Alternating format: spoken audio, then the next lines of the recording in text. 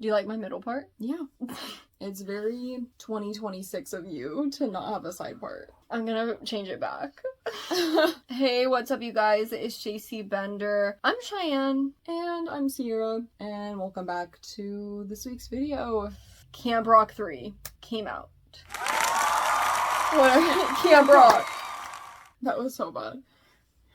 Guys, I never, learned it properly. We should, though. I know. Maybe we can make a video out of it. Yeah.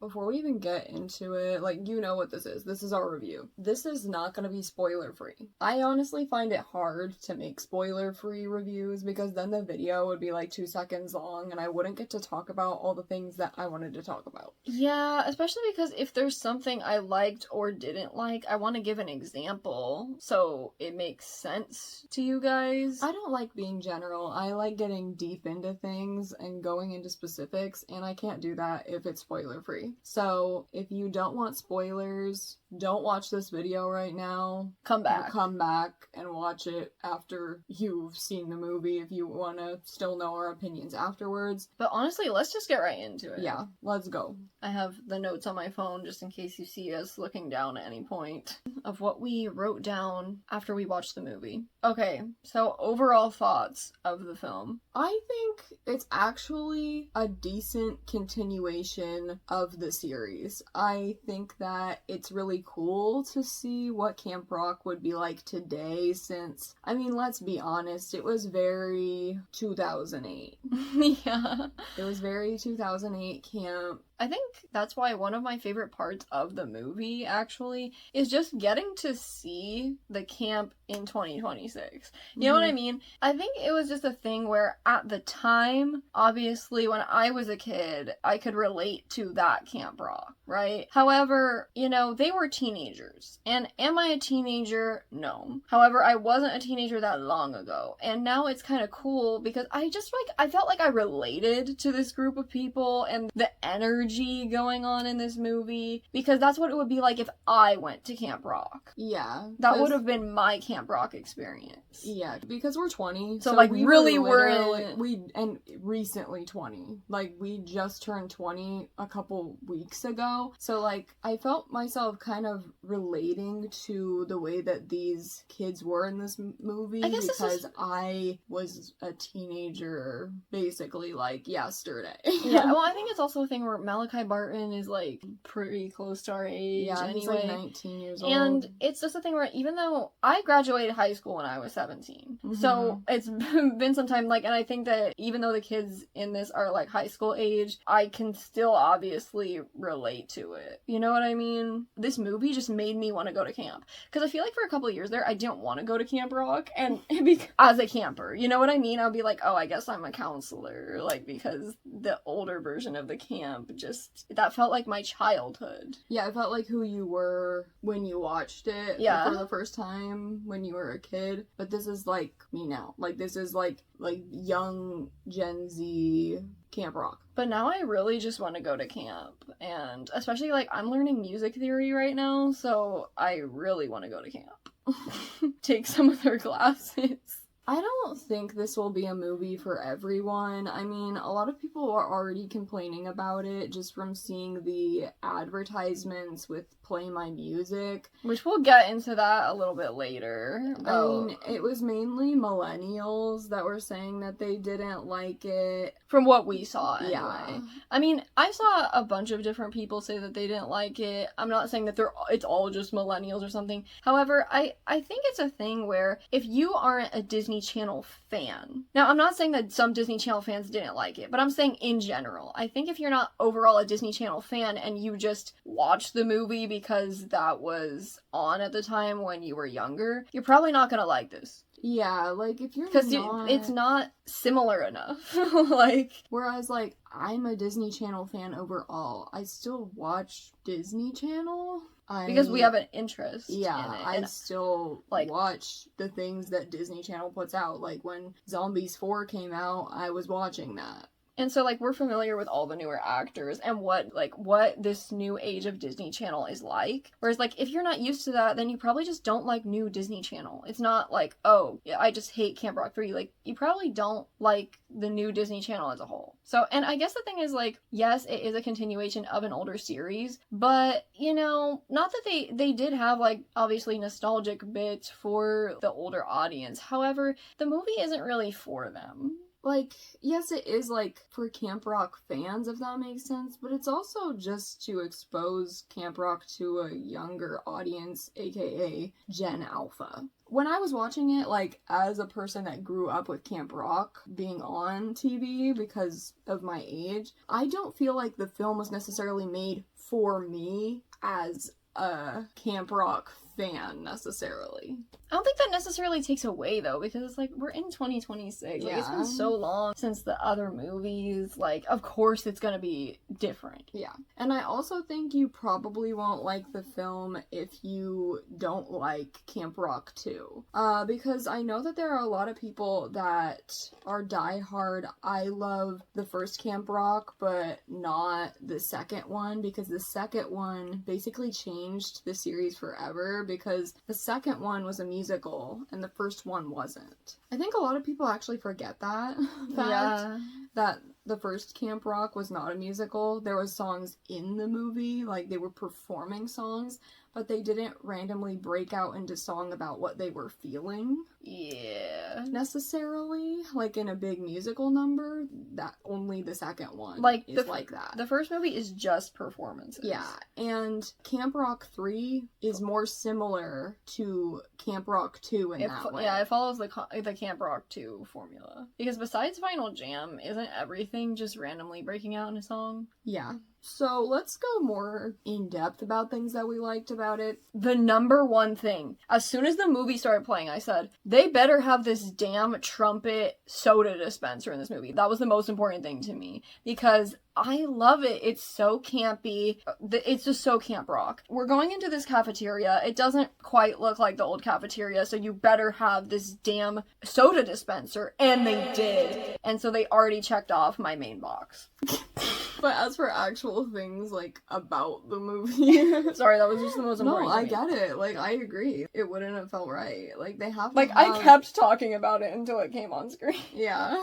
I actually liked the new characters, which is really weird for me, because I was worried about it, because most of the time when they reboot these things, I hate how most of the time they just pass the torch completely. Like, I hate how it's like, I don't care about these new kids, I care about the old characters. Like Wizards I want to know what Waverly Place. Yeah, or Raven's Home, kinda, to be honest, a little bit, like... I just feel like in this sense, it makes so much more sense, because, like, it is a camp. Like, of course it's gonna focus on the campers, which will be new kids, like... I liked the new characters. I think it made more sense here, because all of the original characters are grown up and wouldn't be going to camp anymore. I was pleasantly surprised by the new additions, because I actually found the characters very likable, very entertaining, actually. And I was very worried that Cliff would be annoying from the trailers. He was fine. He was actually very good. I actually laughed at a lot of the jokes that they had him say, and a lot of the gags they had him doing. He's kind of just like a lovable goofball type character, and he actually kind of reminded me of some, like, certain mannerisms, certain actions, like, in dialogue, kind of reminded me a little bit of, like,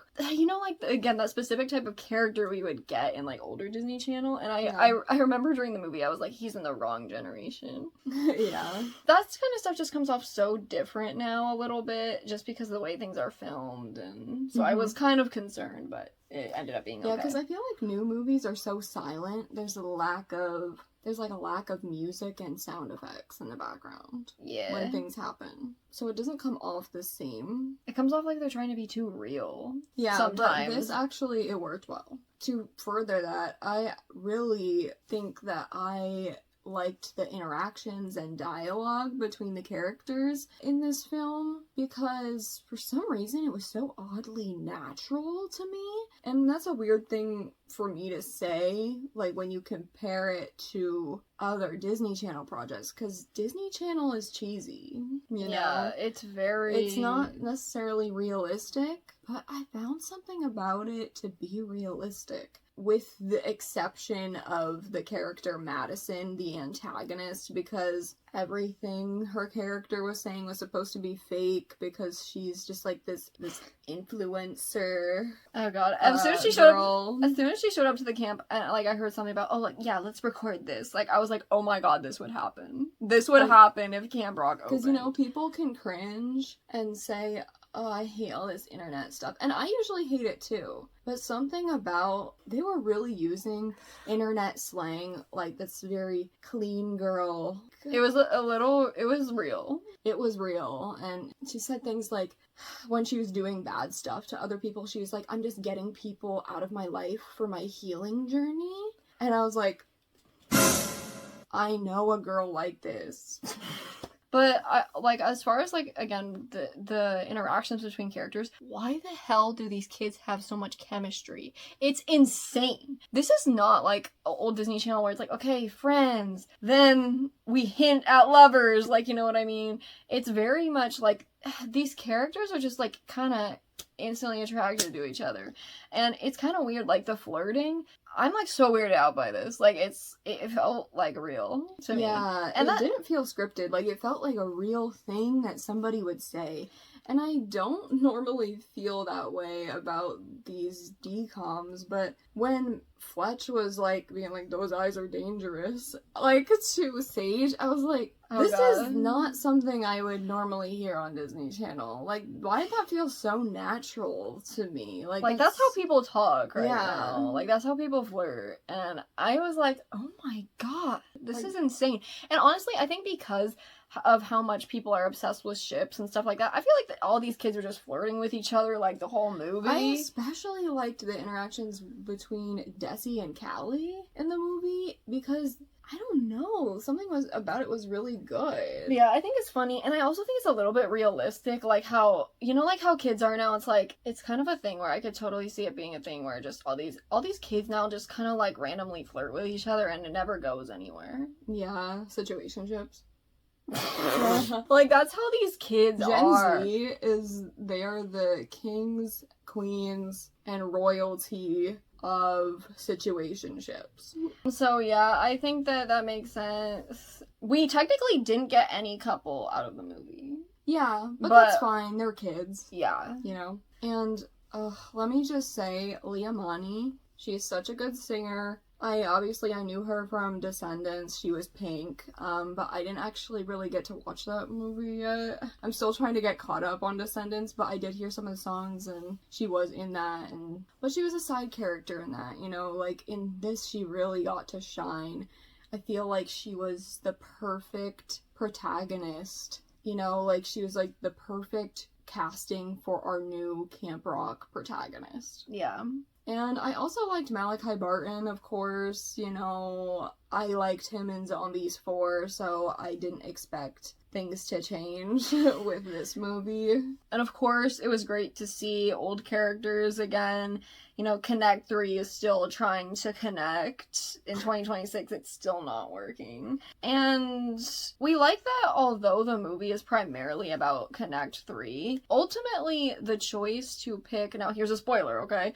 The choice to pick all of the final kids to go on tour and to all win Final Jam was heavily influenced by Mitchie. It was basically Mitchie's choice. She was like, I think they're all really good and they should she's really good. Yeah. They're all good in their own ways and maybe they should just go together. But yeah, so at least that choice was influenced by her, even if she wasn't really in the film. I also really liked the existence of Fletch's character and his backstory. I mean, he shows up to camp in a cop car, you know, and everyone thinks he's this bad kid. But, you know, I think that the existence of a character like that that is very important to me because we're so used to seeing these very privileged middle class kids. I'm talking to you, Teddy Duncan, with these nuclear families, and we rarely get to see kids that maybe don't have, you know, typical home life or the best, you know, home life or situation going on. Well, at least in more recent years, because I feel like there was a shift in the 2010s. In the 2010s, we stopped seeing all of that. Yeah, we started seeing a lot of just these, like, upper middle class kids with fairly good family situations, even if they had characters with, like, parents that were divorced, like Allie's parents on Austin and Allie. She still had a very good life. Yeah. So, that's pretty much the main points of things that we did like, but I feel like we have to talk about the things that we didn't really care for that much. But in saying that, I'm also still gonna talk about some things that I like because I also want to talk about things that other people didn't like that I kind of disagree with at the same time. Yeah. First of all, everybody, again, they need to stop complaining about the Play My Music, like the new version from this movie, because it's literally just supposed to be a silly audition scene. It's not supposed to be something serious, like a serious cover of Play My Music. It's a huge mashup of a bunch of people's different singing styles and music styles and everything, and some people bombing the audition. Right. And the thing is, too, is that, you know, people were complaining saying, oh, they're reheating Pitch Perfect's old crunchy nasty nachos. And I'm just like, did you forget that they did the same thing in the original High School Musical? This is what I'm saying. I don't think these people actually like Disney Channel because they complain about it being a little cheesy, but this is what Disney Channel is. And Camp Rock, of all things. Camp Rock is one of the cheesiest, super cheesy, like, and series of movies we like ever. it though. It's very Camp Rock to do something like this. So that is not something I had a problem with as far as the music goes. And on top of that, I did like some of the new songs. I liked One Beat Away, Tomorrow, Work in Progress, Rhythm's Only Right, and Echo. However, this is what is very unfortunate. We found most of the songs at Final Jam to be very lackluster. That is unfortunate because that is supposed to be the big thing of the movie, Final Jam. Like, they were alright. They weren't bad. They just didn't really stand out to me. Like, I kind of forgot them. Yeah, I'm not thinking about these songs afterwards. Like, I'm thinking about One Beat Away. I'm thinking of, you know what I mean? That's in my head, but I am not thinking about these songs from Final Jam except for Work in Progress. It's funny, though, that everyone's saying, like, Rosie, like, because of the look they put her in. They're like, who put Olivia Rodrigo in this movie? Yeah. The thing is that, especially when we think about it, they don't even compare to the original songs from Final Jam, you know, at all. Like, if we're talking about, like, the first movie, it does not compare to Here I Am, Hasta La Vista, Two Stars, and it especially doesn't even compare to This Is Me. We thought that the covers that they did were alright. They're fine. Well. They're fine. It was fun to see, like, Start the Party and Get Used Again. Brand New Day was good, I think. That was probably one of the better ones. And obviously they did We Rock at the end, but it was very short, so... Like, it unfortunately got cut off really fast, and that's what I was actually looking forward to, because I'm like, okay, it's the end of camp, and they're doing all this choreography and everything, all for it to end, like, halfway through the song. Yeah. And I was so upset because, like, the Jonas Brothers are finally getting to sing, and, like, then it just kind of ends, So,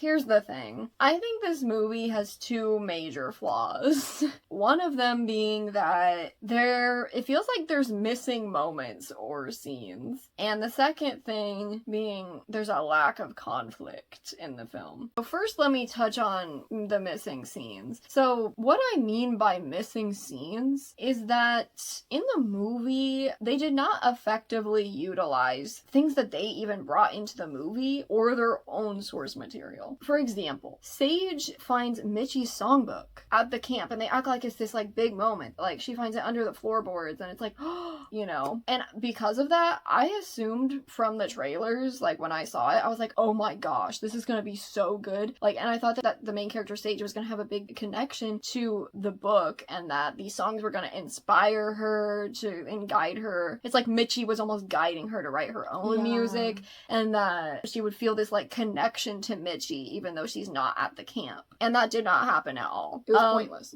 So literally the songbook adds nothing to the movie besides being an Easter egg. Like, that's literally it. And another way I felt that there were missing scenes or missing moments when watching was because there's so many points in the movie where things are kind of glossed over and we don't see build up to things occurring, so it doesn't feel that satisfying. Like, I did like what we saw, but it's like, okay, but how did we get here? Because an example of that would be when the two love interests finally get to talk to each other, Fletch and Sage. They finally get to talk to each other because they're paired up for an activity, and we don't even get to watch them interact. No. They completely skip their conversation, and yet he goes and starts singing a song about all these little quirks he notices about her when we didn't even get to see the conversation where he would notice these quirks, where he would even be able to observe those things. Like, we should have seen a cute conversation between the two where, you know, she's doing these things, but that's not the topic of the conversation. Does that make sense? We didn't see them interact at all. And he goes, when he performs the song, he was saying, you know, I wrote this. Isn't it like he wrote this melody, but he didn't know what the words were until now, after he, like, talked to her, but we didn't even get to see the conversation and that inspired this. So I'm like, what happened there? It's like, okay, yeah, him making this song about her is cute, but, like, we didn't see them even interact. She just looks at him like, yeah, and all googly-eyed, yeah, and twice. Because before this, the only time that they interacted was when he bumped into her. She was on the floor looking at him like, and he's looking at her like, you know what I mean? Like, googly-eyed. And they don't even talk to each other. And he doesn't even apologize or help her up after she falls, too. He just walks away. They just smile. He's just like... But yeah, so the whole thing with the song felt...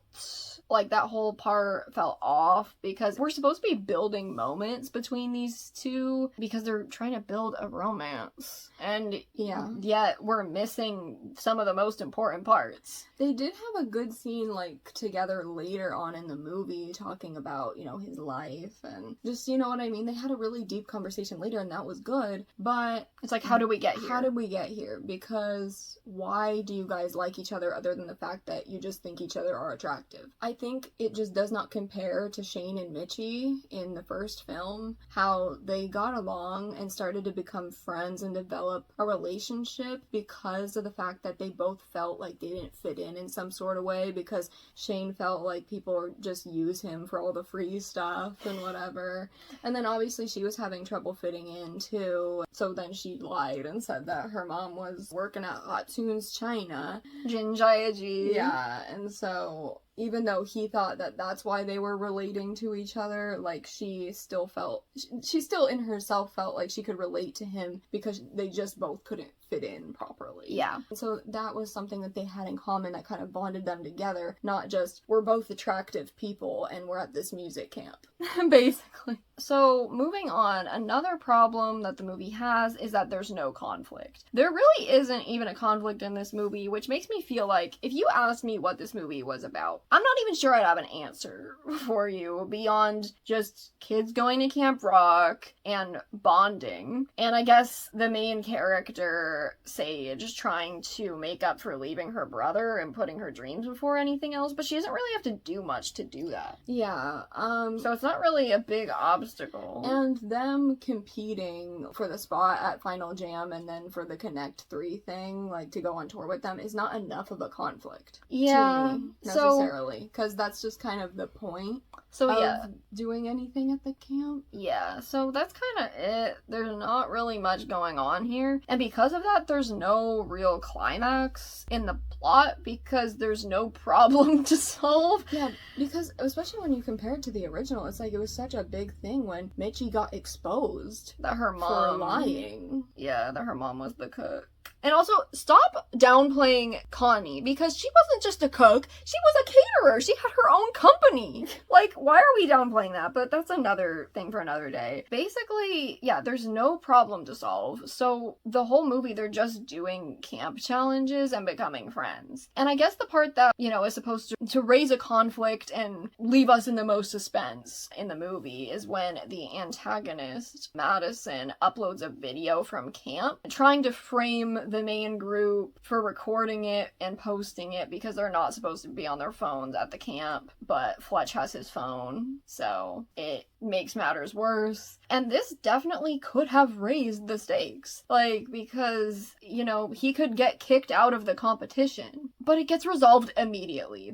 Literally, it gets resolved in like the next 2 minutes because the camp immediately traced the video back to Madison's account, which is so stupid. It's like, of course, if you post, like, I thought she was gonna posted it from her account. I thought she was gonna post it. I thought she was gonna get a hold of one of the other campers' phones and like post it to their social media, but she didn't. She posted it on her own freaking account, so of course they're gonna know who posted it. It's so stupid. Yeah, and I guess the thing before this happened, I guess Madison did quote unquote wreck their stuff, but she didn't just ruin it. Put glitter and paint on it. Like, it looked in good. The arts and crafts room. It would be crazy if she would have like broke Rosie's cello and ripped up, like, you know what I mean, actually did, not just like, but she did decorating stuff. Yeah, she basically just decorated it. She did it in an artistic way, so they actually look nice. Look bad to me. Like, you know, she didn't actually ruin anything. Yeah, so the thing is that when they trace it back to Madison's account, we don't get to see any of that on screen anyway. We only know this because it's told to us. So this just adds to my point about there being missing scenes. But anyway, so with that conflict of the phone thing being over, there isn't much to overcome for the entire rest of the movie. There's just Final Jam. Like, we knew we were gonna end up there anyway. There's nothing new, you know? Yeah, there's no tension going on. Because imagine if there was still tension occurring with Fletch and Sage, you know, and what if it didn't get resolved immediately and he was gonna have to miss Final Jam? It should have been like with Mitchie, yeah, where like she how, showed up. There like, was tension till the very last moment because she was like, I gotta go to Final Jam, you know, and so, you know what I mean?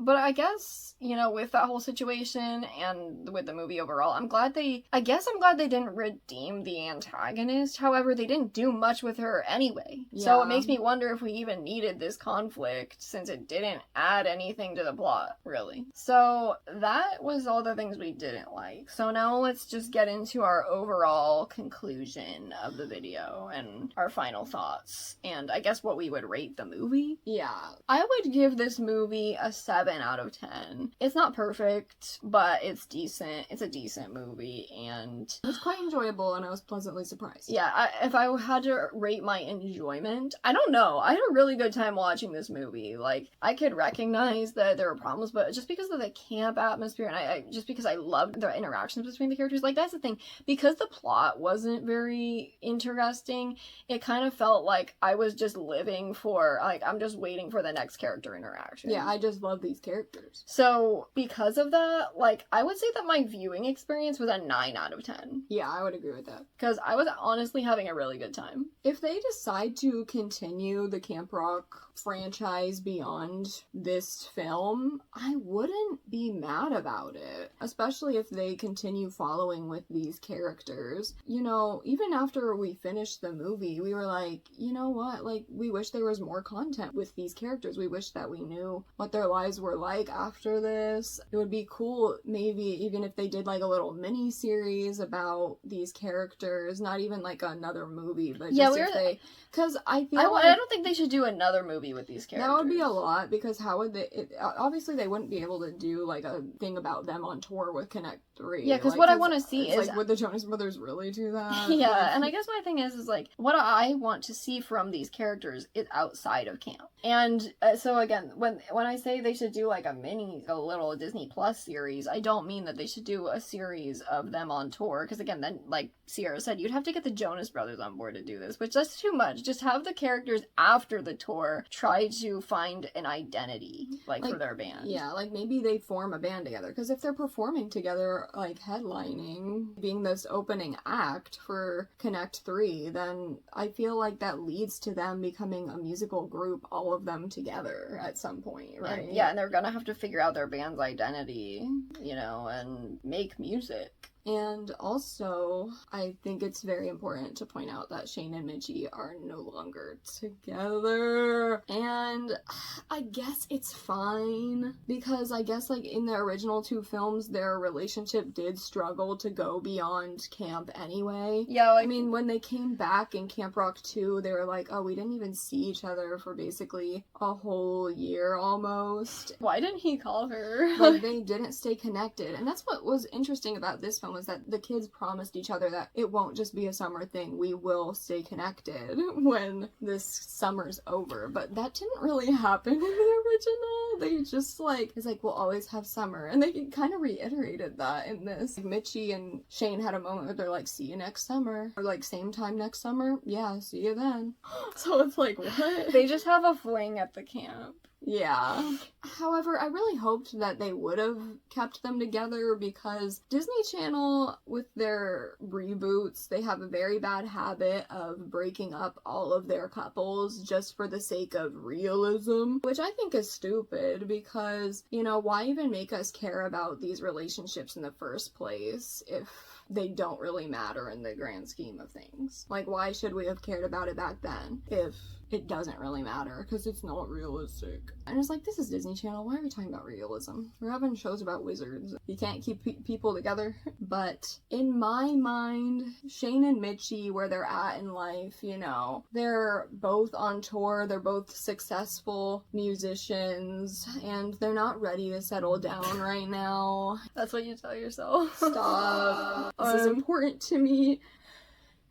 Cue the clips, like the old clips of me. Shane and Mitchie. Yeah. Shut up, you camp rocker. I can't take the Camp Rock slander. I can't. Raise your hands up in the air and scream. Finding a voice, following our dreams, 'cause we're out. Hey, do you want to watch a movie? I mean, yeah, but you probably want to watch your Camp Rock movie. How dare you disrespect Shane Gray and Mitchie Torres! Shane and Mitchie will never be as good as Troy and Gabriella, and Mitchie doesn't deserve anything.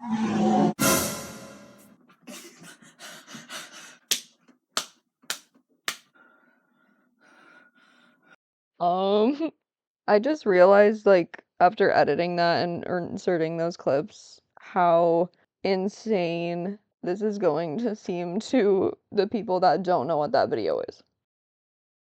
Link in the description if you want to see it. Part 1 and part 2. Yeah. Okay, continuing on. I think eventually their paths will cross again and they will get back together. And even if that doesn't happen canonically, I'm imagining that in my mind. I just think they're not at a point where they really are dating right now.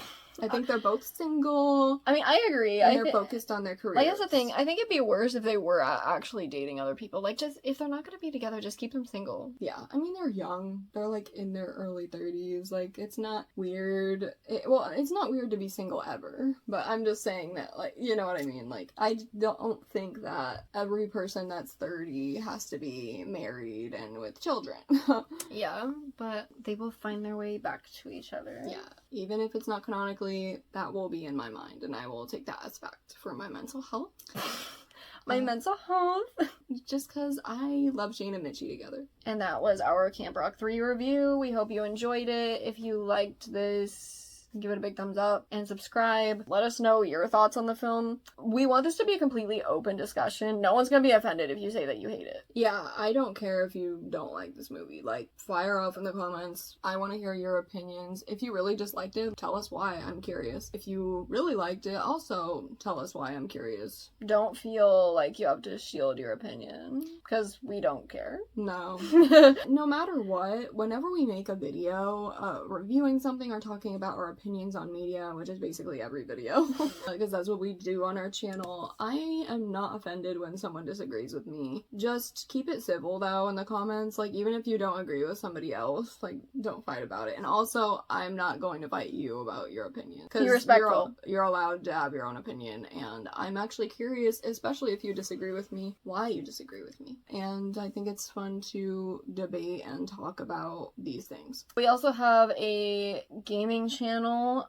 Link to that will be in the description. We've been streaming Animal Crossing, Spider-Man 2. We've also wanted to play some Overwatch. We'll see what goes on. We're having audio issues, but Yeah. currently, but the past streams that are up, if you want to watch them back, especially the Spider-Man ones, they've been okay. Also, this is not going to be the last that we will be talking about Demi Lovato. We Because- have an upcoming video that we're almost done editing that will probably be up after this one about Sunny with a Chance. So, Yes. I'm not going to spoil exactly what it's about. But I freaking Um, love Demi Lovato. Like, honestly, like, Demi Lovato is my favorite Disney Channel star. She brings light to everything, and she had the best music. So, we love Demi and we want to talk more about her, so we will be talking about Demi again next video. So, if you want to see a video about something from Sunny with a Chance, again, I'm not going to spoil what it is yet. But it's Keep your on the eyes way. peeled, subscribe, turn the notifications on so you get notified when that comes out. Hit the bell, do all the cringy YouTube stuff. Like, again, I hate to ask, but, like, this is how this works. Okay? And have a good day. I'm stealing your thunder. And Jinjaya G. happy summer. Yes! Oh my gosh. And we'll see you guys next time. Bye. I'm Shane Gray, for crying out loud. Jump in the lake.